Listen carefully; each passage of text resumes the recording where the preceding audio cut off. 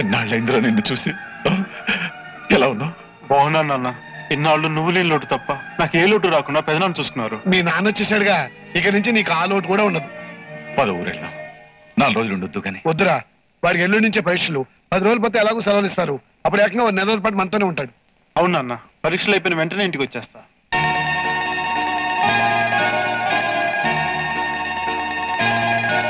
ఆరోగ్యం జాగ్రత్తగా చూసుకో. అలాగే. ఒరే కళ్యాణ్, ఇదిగో ఈ డబ్బు ఉంచు. మన ఇచ్చినవి ఉన్నాయి పెదనాన్న. పర్వాలేదు, ఉంచరా.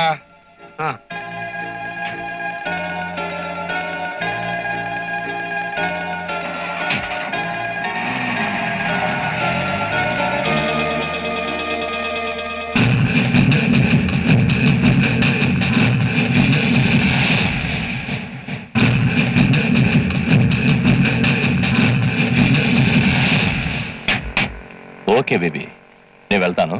కోర్టులో కాస్త పనుంది. Okay daddy. నువ్వు మాత్రం పరీక్షలు అవ్వగానే పిక్నిక్లకి ఎక్స్కర్షన్లకి వెళ్లకుండా తిన్నగా ఇంటికి వచ్చేసాయి. బామ్మ అమ్మ ఎదురు చూస్తూ ఉంటారు. అలాగే. చూడు పాప, ఇక్కడ రౌడీ వేదవులు ఎక్కువని విన్నాను. ఎవడైనా నీ జోలికి వస్తే వెంటనే ఫోన్ చెయ్యి, వచ్చి మక్కలు ఎరగొడతాను. నా జోలికి ఎవడొస్తాడు బాబాయ్? వచ్చినా మన పాప ముందు ఎవడూ గెలవలేడు.